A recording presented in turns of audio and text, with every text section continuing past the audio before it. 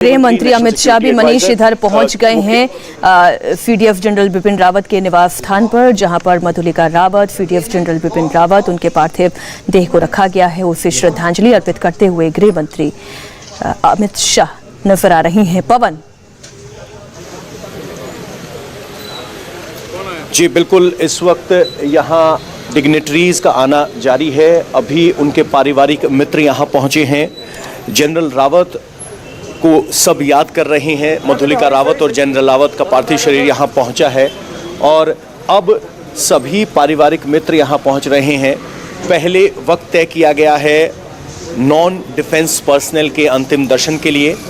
अंतिम दर्शनों के लिए आम जनता को भी अलाउ किया जाएगा, जिसके बाद एक समय तय किया गया है डिफेंस पर्सनल के लिए, जहां वो अपने जनरल को आखिरी सलामी दे पाएंगे। और उसके बाद जनरल बिपिन रावत और उनकी पत्नी अपने अंतिम सफ़र पर अपने निवास स्थान से निकलेंगे।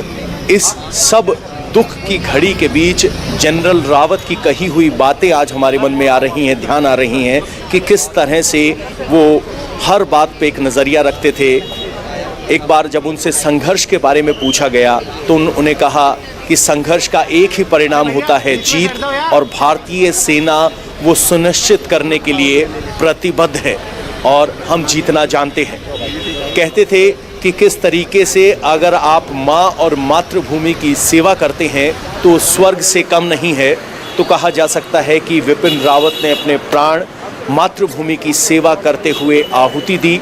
और वो जब नौजवानों से संवाद करते थे, चाहे वो किसी डिफेंस कॉलेज में जाएं या किसी सेमिनार में जाएं, तो खुलकर कहते थे कि अगर भारतीय सेना में आना चाहते हैं तो ये कोई एक आम नौकरी नहीं है। यहाँ आने के लिए आपको शारीरिक और मानसिक तौर पर बेहद मजबूत होने की ज़रूरत है। यानी वो जनरल जो पूरी सेना में जोश भर सकते थे, नजरिया रख सकते थे, अपनी बात बेबाकी से रखते थे। और इतना ही नहीं, वो बेहद साफ स्पष्ट शब्दों में अपनी रणनीति या सोच को जाहिर करते थे, बिना किसी पॉलिटिकल बैगेज के या कहें कि पॉलिटिकली करेक्ट होने के दबाव के पीछे। बिल्कुल पवन, आप ठीक कह रहे हैं। और जब आप उनकी बातों को दर्शकों तक पहुंचा रहे हैं, याद दिला रहे हैं, तब उनका एक बयान मुझे वो भी याद आता है जो ये बताता है कि कितनी गंभीर से गंभीर बातों को कितनी आसानी से और कितनी सहजता से वो कह जाते थे। और अपनी सहजता के लिए ही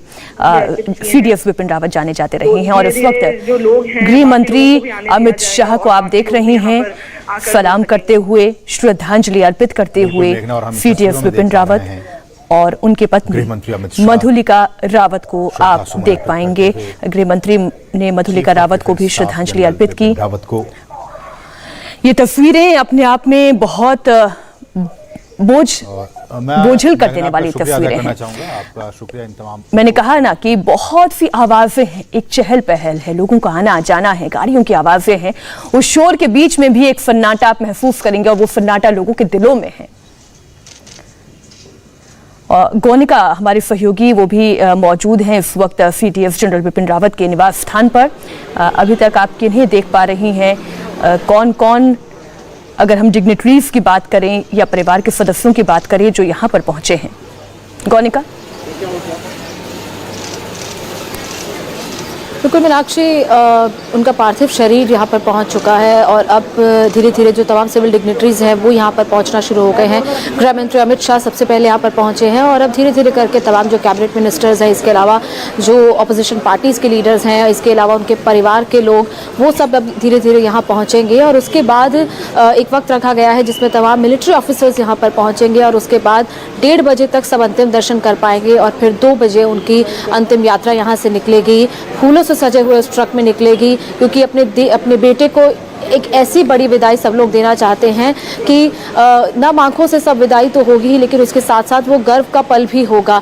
लोग जब क्योंकि कॉल दिया गया है, तब अब हम सोशल मीडिया पर लगातार देख रहे हैं कि ये कहा गया कि उनके घर यानी कि कामरा रोड से लेकर बराड स्क्वायर तक, जहां पर उनकी अंतिम यात्रा जहां पर समाप्त होगी, वहां तक उस पूरे रास्ते पर लोग पहुंचे, हाथ में फूल लेकर पहुंचे, फूल मालाएं लेकर पहुंचे और भारत माँ के इस सपूत को एक विशाल अंतिम विदाई दी जाए। और इसीलिए हम देख भी रहे हैं कि उनके घर के आस आसपास किस तरीके से लोग पहुंच रहे हैं, क्योंकि सिर्फ ऐसा नहीं है कि एक पर्सनल लॉस किसी का है, ये एक पर्सनल लॉस पूरे देश का है, क्योंकि एक फौजी के लिए उसका देश ही उसका परिवार होता है। सिर्फ परिवार के लोगों को दुख नहीं है, बल्कि पूरे देश के लोगों को दुख है, और इसीलिए धीरे धीरे करके उनके घर के आसपास लोग पहुंच रहे हैं। सुरक्षा लिहाज से सब लोगों को रोड के इस तरफ रखा गया है ताकि जो भी डिग्नेटरीज पहुंच रहे हैं उनकी सिक्योरिटी का भी ध्यान रखा जाए, और इसके अलावा अंतिम दर्शन के लिए जो लोग पहुंच रहे हैं वो उनके अंतिम दर्शन करके यहाँ से निकल भी पाएँ। इसके अलावा उनके घर के बाहर की तस्वीरें भी आपको दिखाते हैं कि सिक्योरिटी अरेंजमेंट तो है ही, उसके साथ साथ उनके घर के आसपास उनकी तस्वीर,